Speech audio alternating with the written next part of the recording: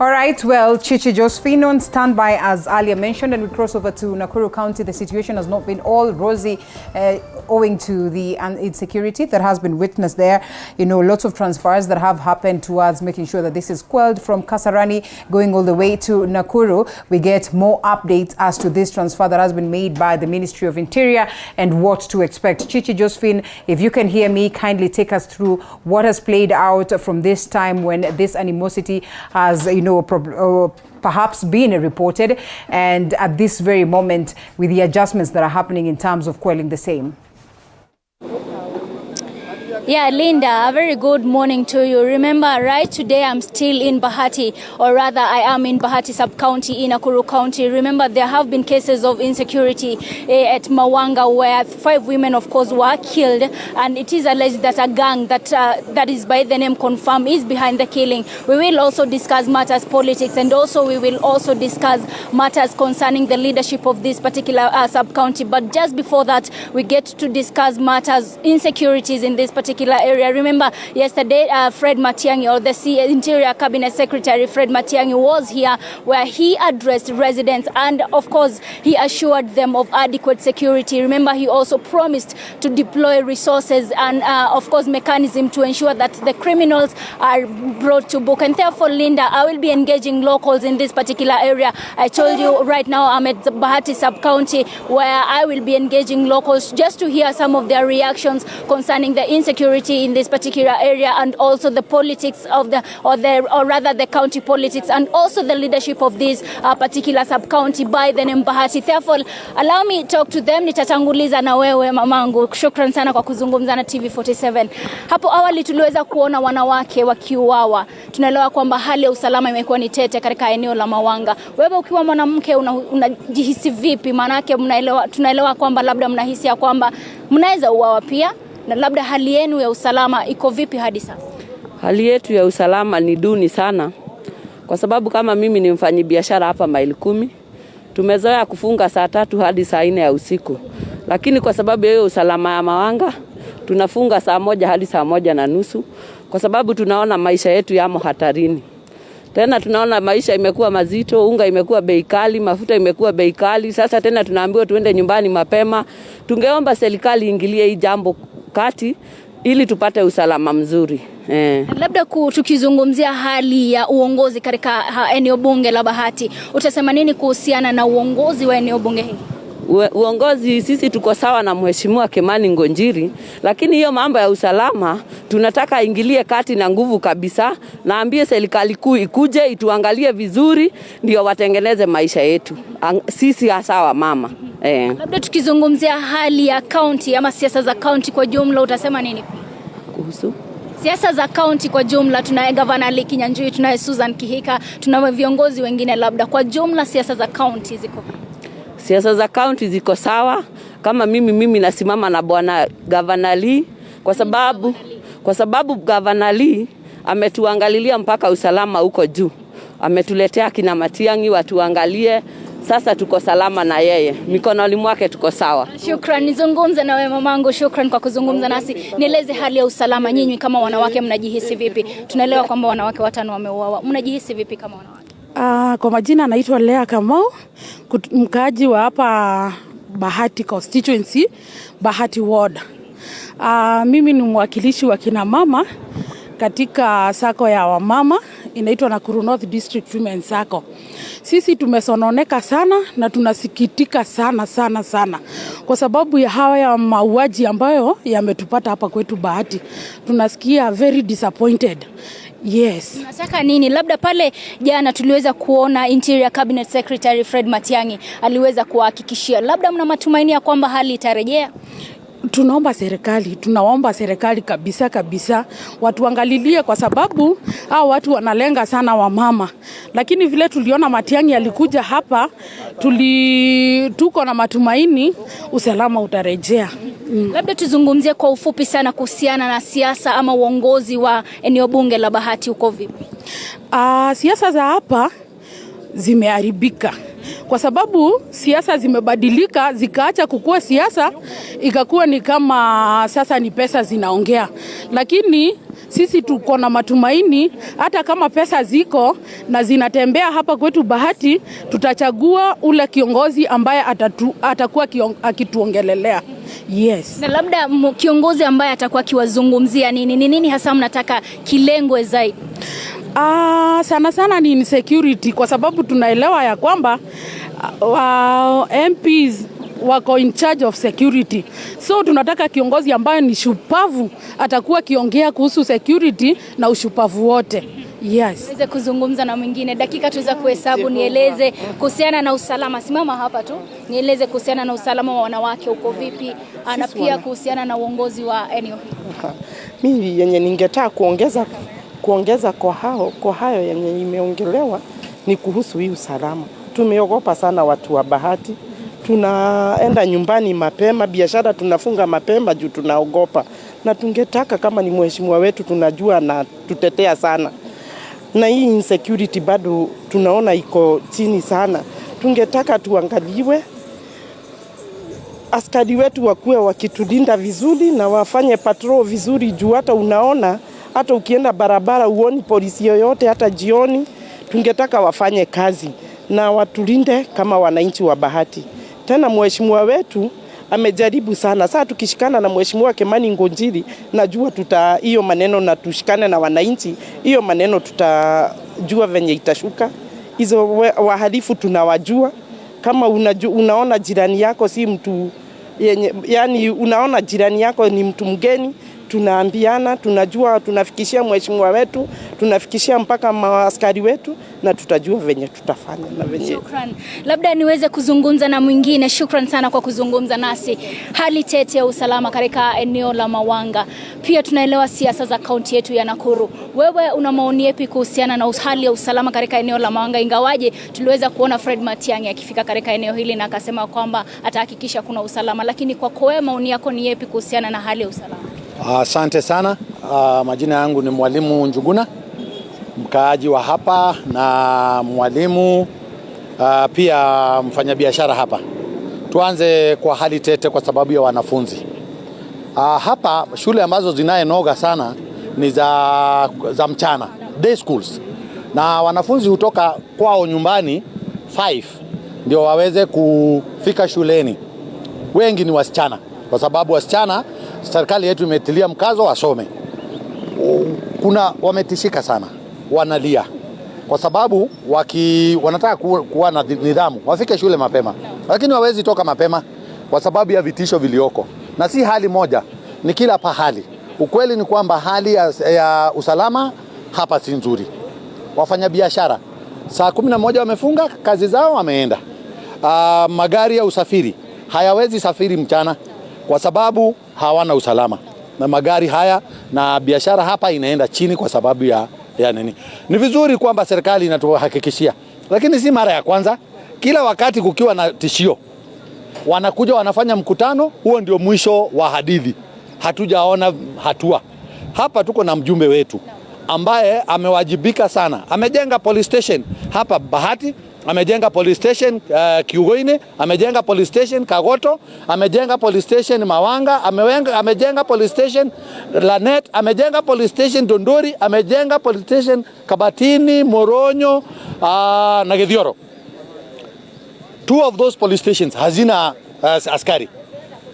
Kama na hizi ni pesa za CDF, pesa za umma. Ni siasa gani hizi zinakataza hawa ambao wanawajibika kuleta askari wawe kazi pale? Juzi askari moja aliambiwa, mkuu wa askari aliulizwa, kwa nini hujaweka askari? Ati wana pale pa kulala. Askari huja station kulala? Hamna. Wanatakiwa kuwa kazi.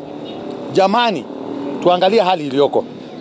Ukali wa maisha, living standards na hali ya bidhaa zimepanda. Huyu mzazi anahitaji kuuza mali yake, iwe ni asubuhi sana ama ni jioni sana. Tunapenda hatua za haraka. Saidieni mheshimiwa Onesmus Kimani Ngonjiri. Njooni hapa, ongea na yeye, ongea na watu wake. Sisi tunaomba usalama, ni haki yetu. Nashukuru sana. Labda kabla uondoke nieleze, nimeweza kuona unapatia ama unampa upato Kimani Ngunjiri. Yes. Labda kumaanisha kwamba umeweza uko sawa na uongozi katika eneo hili la Bahati. Uongozi wa hapa ni wa watu. Mheshimiwa hafanyi yake. Anafanya yale hawa watu anamuomba. Kuna public participation kila wakati. Kabla hajafanya chochote anakuja anawaita hawa wananchi, tunahitaji nini? Anasema fedha ndio hizi. Anapatia committee. Sisi tunaona majengo. Angalia police station hapa. Modern. Kwa nini sasa hakuna askari? Kwa nini hakuna gari la usafiri? Na uliweza labda kugusia hapo awali tukielekea upande wa usalama pia ukasema kwamba ni kitu ambacho kufanywa na serikali, wanaongea leo hawafanyi. Kwa hivyo hauna matumaini yoyote ya kwamba hali ya usalama itarejea? Inshallah. Tunaomba Mwenyezi Mungu yafanyike kwa sababu si yao, ni yetu, ni haki yetu. Wanatumia fedha zetu, wanatumia pesa za umma. So Mola wasaidie, kuwe na mabadiliko, askari wafanye kazi yao, raia wafanye kazi yao. We have community policing. Hawa ndio wanatakiwa kupeleka information na wale watende, tufanye utenda kazi. Shukran kwa muda wako. Niongee na kijana hapa. Wewe na kuona wewe ni kijana.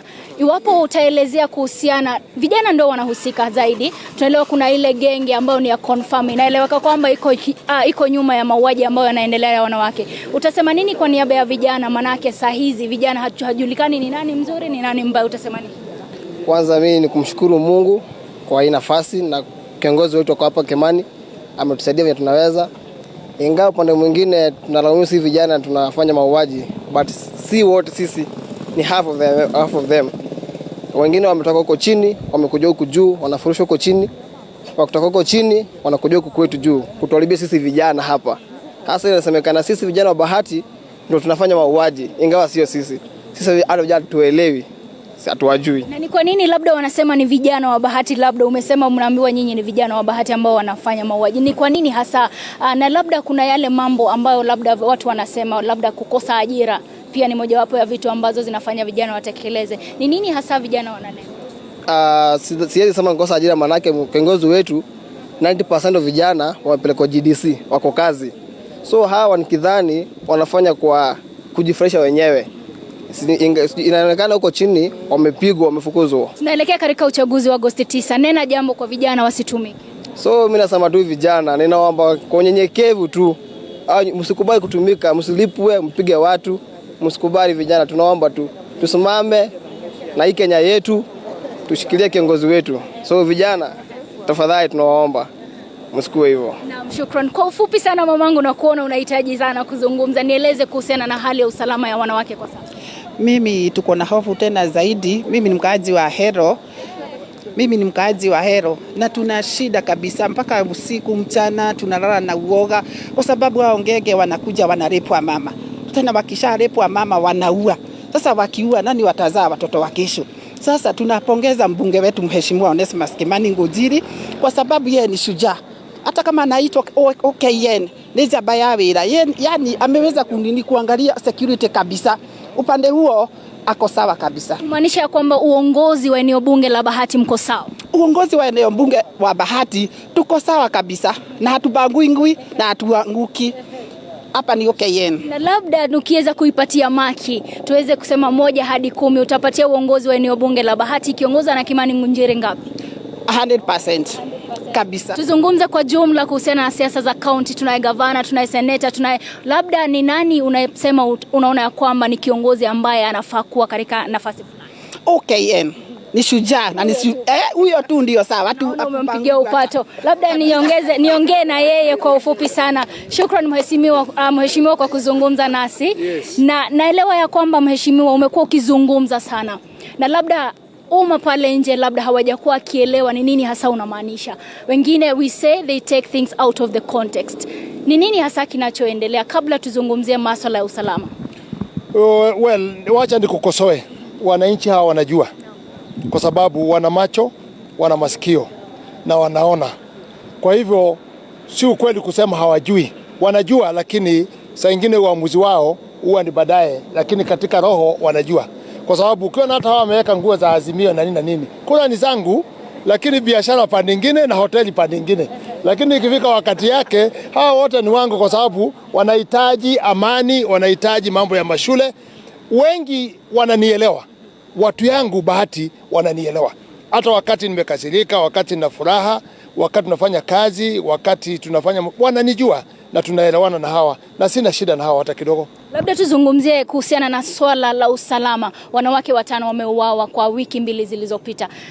Ni kina nani ambao labda wanatekeleza jambo hili, na ni nini hasa kinafaa kifanyike, mheshimiwa? Manake naelewa kwamba wewe ni kiongozi katika eneo hili. Tuseme nini kuhusiana na hali ya usalama?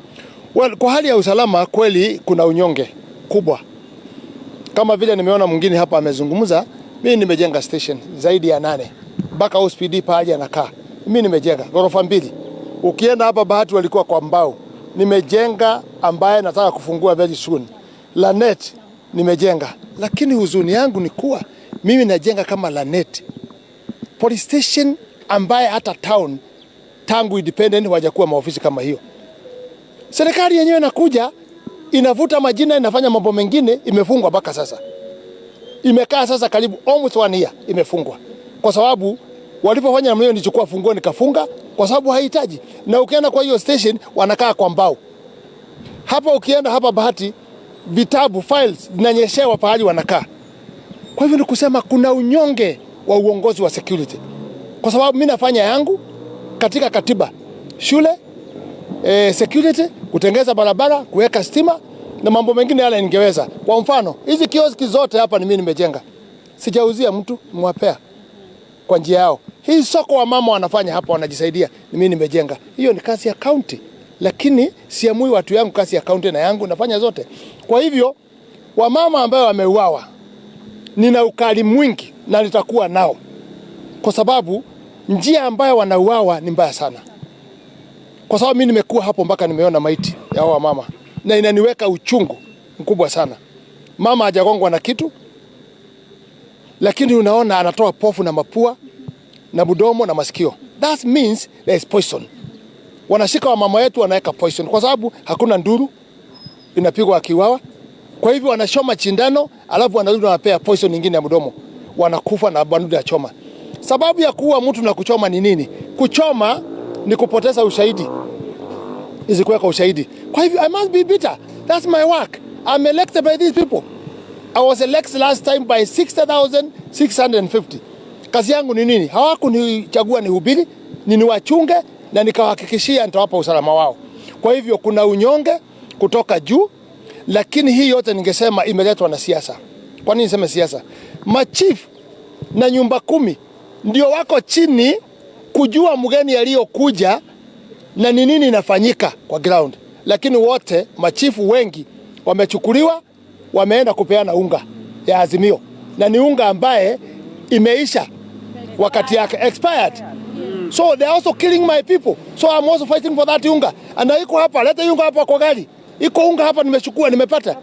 It is expired already. So unyonge ya kuchukua machifu wengine kuingiza kwa siasa na nimewajengea. Nimejenga 42 ofisi ya machifu. Police station nimejenga zaidi ya 8.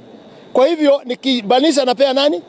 Kama vile mimi najenga mashule nikimaliza napea wanafunzi waendelee. Kwa hivyo hapa kuna unyonge. Na ninakubali na Matiang'i vile alifanya, lakini I don't say it is enough. He should go deeper. Aweze kusaidia zaidi wale watu wafanye kazi yao. Kwa sababu ningenyamazaje mama wa kwanza, mama wa pili, mama wa 3, wa 4, wa 5, mama wa 6, wa 7. Where is the government? Na DC yako hapa hawezi ita mkutano. I'm in charge. These people have information. Hii watu unaona hapa, hawa. Ukikaa karibu na hawa uwaulize ni nini naendelea, ni mgeni gani amekuja hawajui, hawa wanajua. So na hiyo ni mambo ya nyumba 10 na mambo ya machifu. Kwa hivyo security hatujafika pahali inatakikana. Juzi walikuja wakati nilifanya demonstration. Na ilikuwa imesemekana county commissioner anasema ati tusifanye demonstration. Let me tell you, demonstration ni haki ya kila mtu kwa katiba. Watu wakisikia hata mimi kwangu watosheki, they must do demonstration ili waangazie ni kitu gani inawasumbua. Sasa security yote ilikuja, Inspector General Matiang'i alikuja, Director of CID alikuja, but we did not hear them saying anything which is important. Kwa hivyo mimi naambia raia yangu tujichunge sisi wenyewe, lakini tuendelee kuzungumza na security agencies ili tuwaweke nguvu zaidi na tuwasukume wapee si security ya kutosha. I think for security, that's what I can say. Na mheshimiwa, niweza kuongea na wanawake ambao labda wanauza katika soko hili na wakasema hali ya usalama inapoendelea kuzorota, pia uchumi ni mbaya. Sasa hawaelewi waelekee wapi. Wewe kama kiongozi wa Bahati, labda tusahau kidogo kuhusiana na Fred Matiang'i, utawahakikishia nini wakaazi hususan wanawake katika eneo hili? Hata Fred Matiang'i, what I'm saying nirudie, I have no problem with him. Lakini tunataka atighten zaidi mambo ya security. Alifanya lishavo, but we want him to do better, more than that. Lakini uchumi imeleta shida. Watu hao naona wamekaa hapa wote wako kwa shida. Mafuta ya kukula imeenda juu. Saa hii mtu akiwa referred kutoka hospitali uende Nakuru, kutoka hapa kwenda Nakuru ni karibu shilingi 100 na kitu, kurudi ni 100 na kitu, na hawana pesa. So wako na shida. Chumvi imeenda juu, sukari imeenda juu, unga mpaka wanapewa ile imekwisha wanakula kwa sababu wako na shida. Na kama mambo inapanda juu, pia mishahara ifanye nini? Ipande juu, ipelekane. Wanasema sasa, kama mfano kama Britain, mafuta kwa pesa za hapa is about 250 per liter. That's very high than here. But mshahara naye hakuna mtu wa chini anapata chini ya 1,100. Kwa hivyo inafanya nini? Ina balance. Na tukizungumzia hali ya usalama tunapotamatisha, mheshimiwa, leo tunazindua manifesto ya Kenya Kwanza. Leo ndio hiyo. Labda unaona kwamba manifesto ya Kenya Kwanza itasaidia Wakenya hawa labda kupata maisha bora, na labda katika uongozi ambao unakuja, manifesto ya Kenya Kwanza ndio ambayo inafaa kuhakikisha kwamba uchumi umerudi kawaida? Unajua kila chama inauza sera yake. Na sera yetu ile tunauza wakati watu ya Azimio na Raila Odinga na kina Kalonzo Watermelon wanasema ati unga wakichukua serikali itakuwa imekuja 50. Uongo mtupu. Kwa sababu mfano yangu na swali langu kwa wananchi hawa, kwani wanaunga wameweka store ati wakiingia siku hiyo watatoa hiyo unga na ikuja chini? So don't cheat the public. The issue is bottom up. Tukiteremsha mafuta, tuteremshe unga. Hapana, tuteremshe mafuta irudi chini. Tuteremshe fertilizer ikuje chini. Tuteremshe dawa ikuje chini. Na hiyo vitu ikuja chini, that means tutapanda na matokeo ya chakula ya unga itakuwa cheaper. That makes sense. Kuliko kudanganya watu ati sisi tukiingia 30 days tutafanya. Saa hii hiyo tuna launch leo manifesto yetu. My friend, tutakuwa na moja, nitaithai watu yangu moja. Wasome mpangilio yetu ya bottom up. Utaweza kuiona kwa njia mzuri. Kwa sababu sisi tumesema tusidanganyane. Ukiangalia ndugu my sister hapa, Uhuru Muigai Kenyatta na Raila Odinga na Joho wameuza port. Si ndio hii kwa gazeti? Kwa nini mimi nasema? Si mambo wameuza? No, tuseme si wameuza ndio hii. Sasa kama wameuza, mpaka Kisumu wameuza. Sasa wananchi wanategemea hao, wanaweka pesa mfuko, wameuza kila kitu. Na wanasema wakikuja watafanya mabadilisho ya nchi.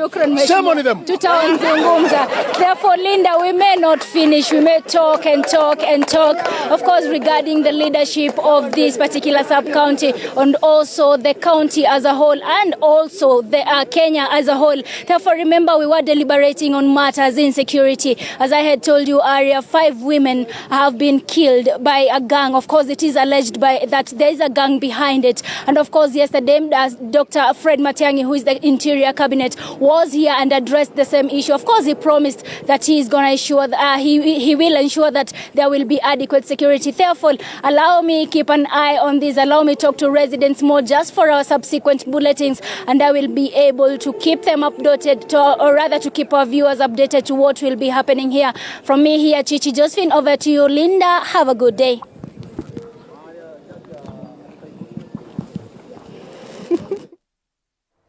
Well, good stuff, Chichi, right there. Thank you so much. Speaking to the people of Nakuru County, Bahati, Member of Parliament Ngunjiri Kibani, as he unpacks what we expect, that is on the UDA manifesto, or Kenya Kwanza manifesto, better to stay, and as well speaking to the issues that bedevil the people of Nakuru County and how, as government, as leaders, they seek to address these ones. We take a short break and we'll be coming back with more. Of course, we cross over to Trans Nzoia County, where Boniface Baraza is on standby as well to give us more on that, and later on we'll be hitting the gym. So let's get to have that short break and we'll come back with more.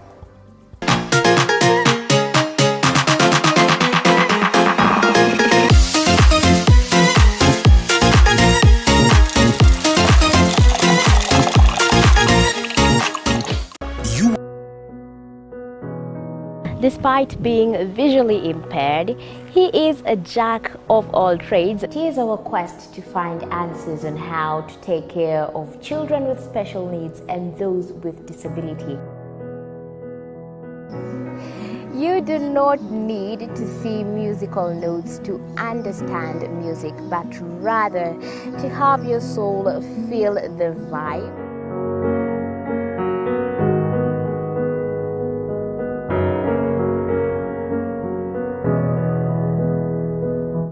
Actually, for us to make a wheelchair, we have to take measurements of the user. After doing my assessment, I get to know the parent, I get to know the heaviness she's carrying. Disability comes at different stages of life.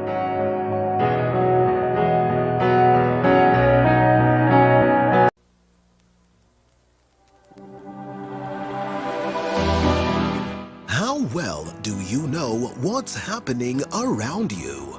Morning Cafe with heated political debates. Baraza la Siasa. Hiyo kitu azungumzie, angalie hali ya maisha ya watu. Informative health discussions. Business, farming.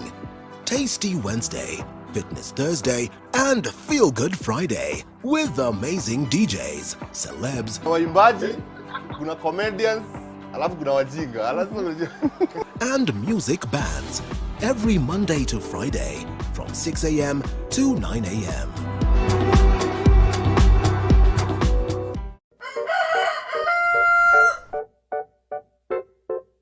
The next set of millionaires are farmers. As we know, agriculture has been and still is the backbone of our economy. As we traverse the different counties to meet different farmers, we ensure to get the story of how they started farming and even how they continue to penetrate the market and overcome the 6. To Jomo Kenyatta. Despite being visually impaired, he is a jack of all trades. It is our quest to find answers on how to take care of children with special needs and those with disability. You do not need to see musical notes to understand music, but rather to have your soul feel the vibe.